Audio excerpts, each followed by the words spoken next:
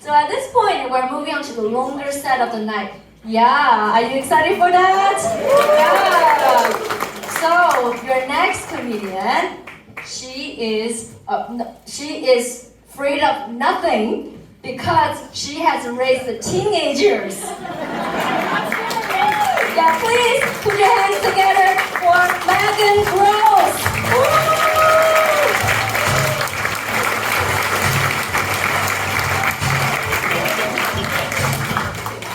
Keep it going for Kyle and Bernice and George and Annalise. Aren't they funny? I don't know if I can keep this going. Wow, what a great group. It's obviously a very slow night at Camano Island.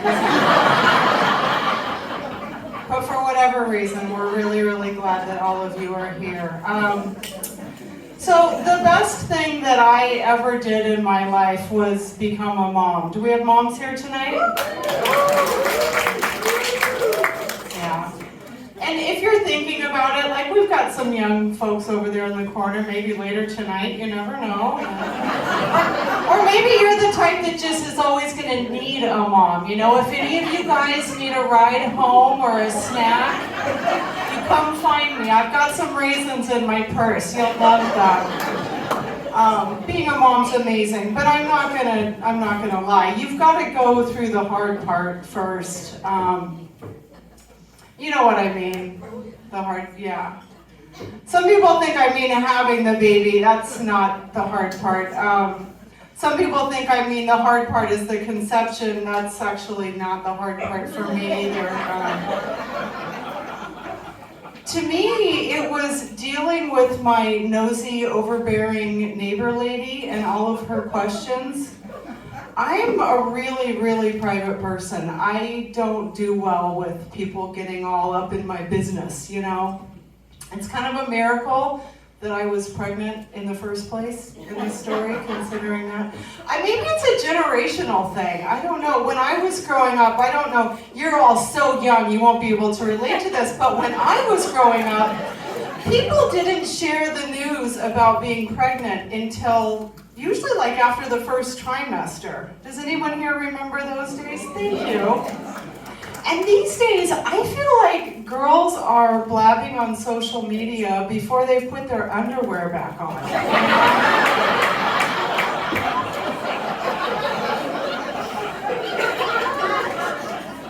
During both of my pregnancies, I had this awful pain on my side yard. It was my intrusive, overbearing neighbor lady, Rose. I like to call her Thorn. And she just wouldn't leave me alone. I love to spend time in my garden, and it was just, no matter what, she would stick her face through the slats of the fence and start yelling at me. One day she said, "Do you want a boy or a girl?" And I just said, I needed to shake her off once and for all. So I said, "Look, Rose, Thorn or whatever. I'm not really all that concerned about this one's gender. I'm just hoping and praying that it's white."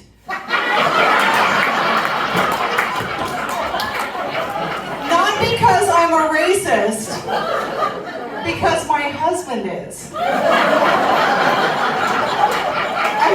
I'm sorry, he wasn't a racist, he was white, and I just felt like that is going to be a super long day at the hospital if we don't all look alike, you know?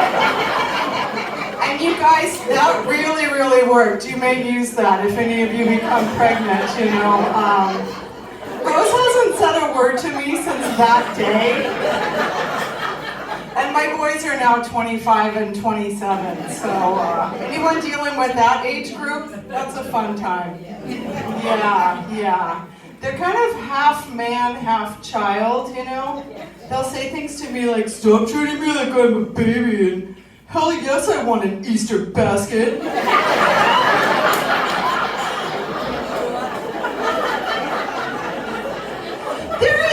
Nothing in the world creepier than a hungover, bearded dude holding a sparkly basket of eggs first thing Easter Sunday Saturday morning. I've seen it. I can't unsee it. I guess as a general rule of thumb, when you get to the point where like condoms and concert tickets and edibles are the logical thing to put in the basket, it's probably time to lose the basket. My fiance and I have 4 children in their early 20s, so you know what that means. We're out of beer. Yeah. No, these boys are fun. I feel like their perfect evening would be like a Blue's Clues booze cruise. I love this part of Washington. We came up here recently, the 3 of us, to go shopping at the outlet malls. You guys are so lucky to have those in your neighborhood. They love the outlet mall. We went around that day, and within one day, we looked at handguns and visited the Disney store. Like everything they wanted. But truly, we started our shopping day at Cabela's because they're sporty, and at one point I couldn't find my younger son, and then I did. He was looking at the handgun case. As a mom, I mean, don't worry, for those of you that know my younger son and how clumsy he is, we did not pull the trigger. But I was a little taken aback by that, and I said, "What's going on?" And he said, "I need protection." So I said, "Well, why do you need protection?" Well, come to find out, he had plans later that evening with a young lady, and she had asked him to bring protection.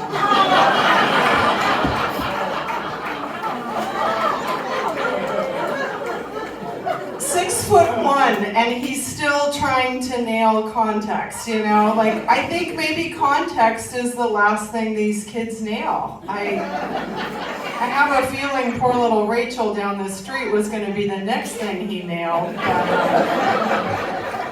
yeah, it's fun times for sure. It's not just now that they're a challenge. It was hard when they were little, too. Like, there was the night that we ended up in Hooters because they love owls, and I hate saying no.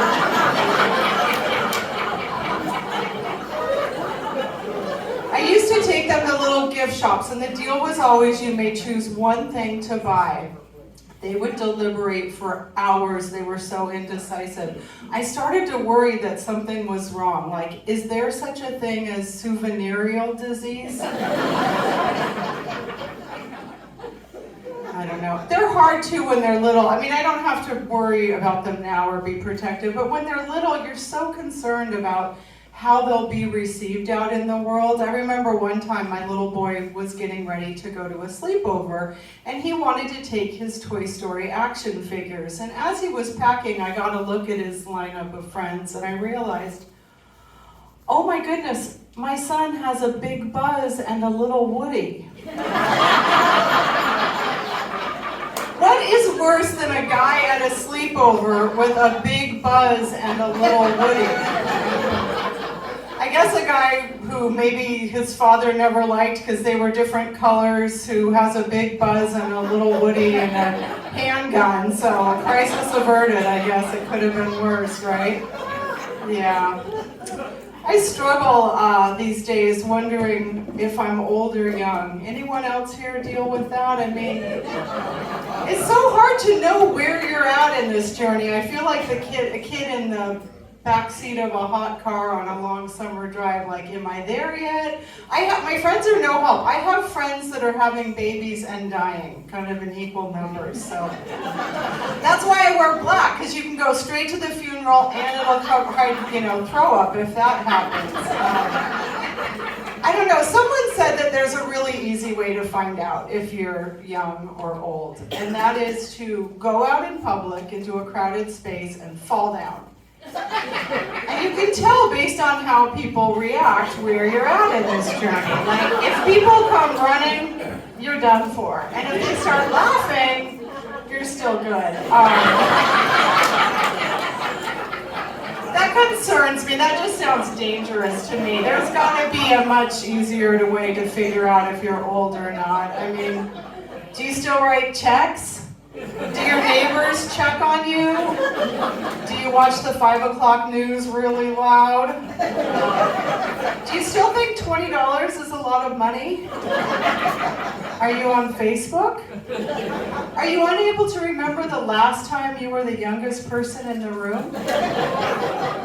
Are you unable to date older people because there aren't any? I don't know. Thank you.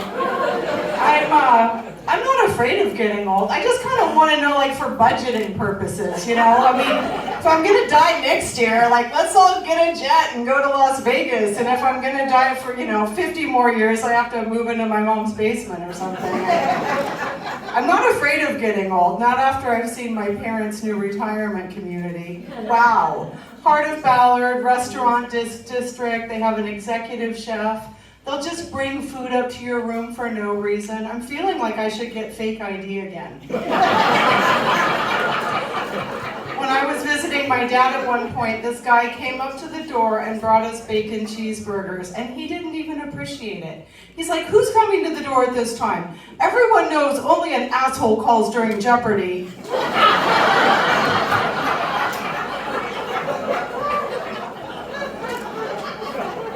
One way to know for sure if you're old is if you've ever been lost. Kids these days, they don't have to get lost anymore. Anybody here ever remember being lost? I was always lost and late somehow, and I used to get so stressed out about that. You're thinking about it. You look like maybe you're a little lost in thought right now. Like, how much longer do we have to stay, honey? Yeah. Can't fake a seizure, you're right in front. So, one really great way to know if you're old is if you've ever been lost, and as I was mentioning, I used to hate that.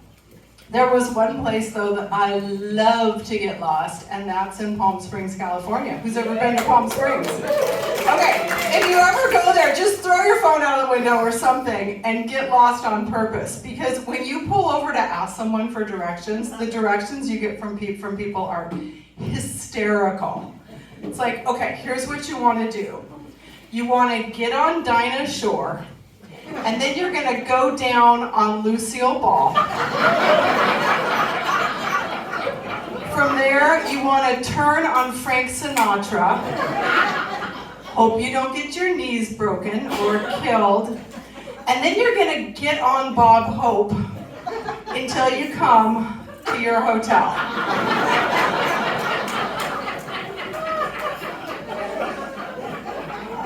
The reason, obviously, that none of us get lost any longer is that we now have road navigation programs, and wow, what a game changer. I mean, I use Waze. I've become utterly dependent upon Waze. It really, really works, but man, it takes you on some crazy routes, down back streets, through alleys, across Mrs. Johnson's yard. Earlier today, it had me jump into a funeral procession to save 5 minutes. I'm not proud, but I did. What I love about Waze, though, is that it not only tells you what's up ahead on the horizon, but more importantly, it tells you how to handle the situation.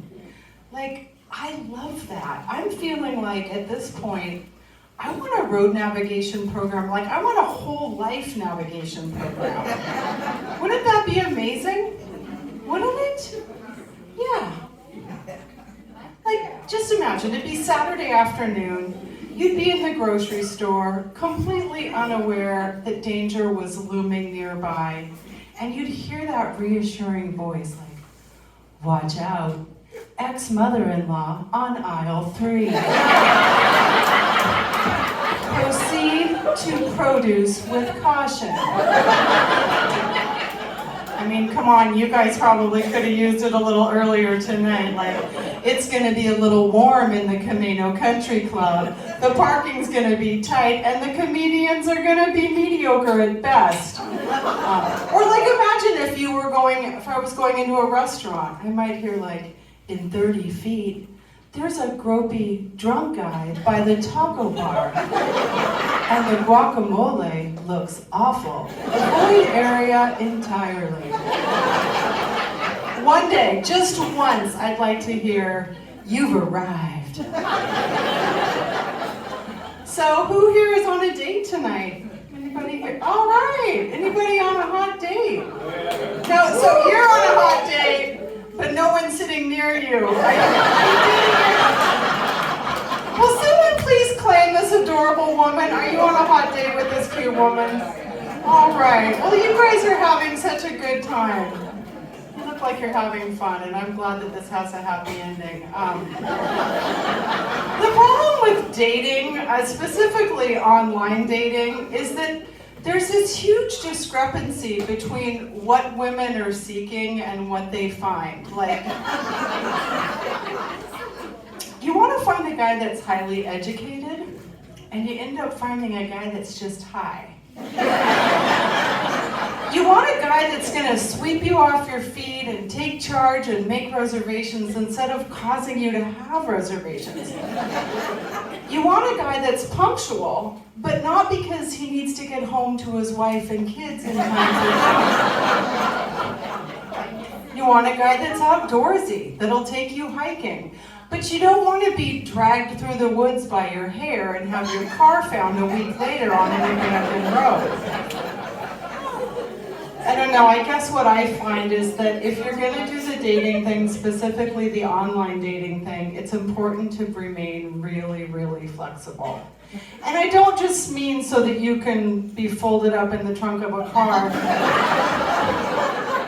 I mean, you have to be really flexible in your expectations. Like, you have to be equally able to imagine yourself in a wedding dress or in a dumpster. Or maybe both at the same time, you know, if your magical day truly derails. I don't know. If anyone here has been online, has anyone done online dating here? Okay. Then this is just for you, my friend. This is your private show. What's with these profile photos? I mean, the stuff that people are showing us and the stuff we want to see have nothing in common. And now all I can do is talk about what's wrong with guys' profiles. But not yours, I'm sure. Size does matter, but not like fish, Harley, and truck. Would be really helpful if we had something a little newer than a 20-year-old grainy photo taken on the top of a mountain with a baseball hat and sunglasses. It's like, how are you supposed to find that guy at the restaurant? I don't know. And what's with these naked bathrooms? I shouldn't, I'm going to stop looking at you because I'm sure you are not ever guilty of doing a naked bathroom selfie. Probably just like that when you're in your bathroom. That's how I would like to picture you. With these naked bathroom selfies, it's like, what are these? Oh, okay, we've got an NBS over here. What do you guys think you're telling the world with this? It's like, oh, I'm so bored, I'm just hanging out here alone in my bathroom with my phone. Somebody give me something to do. It's like, you know what? If you're so bored, why don't you clean up that filthy bathroom that I see behind you? There's a grungy pile of towels on the floor. Throw those in the wash. Add some bleach. Wash the mirror. I don't know. Yeah. So I actually, and the other thing that's a problem with the dating apps is that if you're like me, and I'm starting to suspect that I am, you go into this process wanting to find one really amazing, incredible person that you can spend the rest of your life with. And what Bumble gives you are like 100 mediocre people. And it's like, here, you figure it out, you know? I thought it would be really easy for me to meet someone online. Bumble did not see it that way. They seem to think we're going to have to cast a really wide net if we're going to find Prince Charming for me. So they set my target age range at 25 to 80. Thanks, Bumble. Yeah, choice isn't always good. But I should just flash forward to today. I'm no longer on the market. I met the cute, smart, and funny Dr. Wonderful in 2019. You can tell by the look on my face, I'm in love. Pretty much haven't stopped smiling since then. He's amazing. There is nothing I wouldn't do for this man. I mean, almost nothing. I wouldn't play doctor. I mean, doctor with an anesthesiologist makes about as much sense as swinging by Cosby's house late at night with a bottle of wine to get some life advice, you know? I used to eat an apple a day, but now I don't dare. He did actually, I'm quite joyous, he did ask me to marry him. So that's very exciting, yeah. And then it was sweet. I'm not like Bernice, I'm old. He asked if I would take his name, and so, again, I can't say no to this man. So I guess after next May, I'm gonna be called Tom.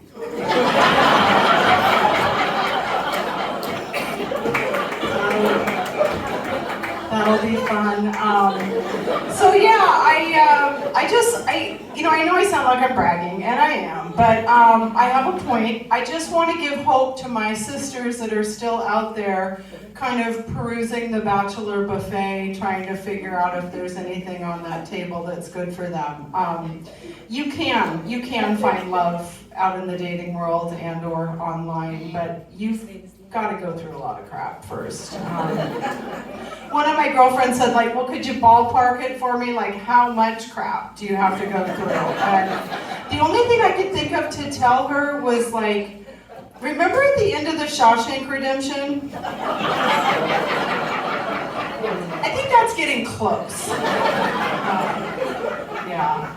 No, I mean, it's a happy ending. The beginning was a little rough. The first guy that I heard from when I got online wanted to know if he could come to my house that day at 3 o'clock for a hookup.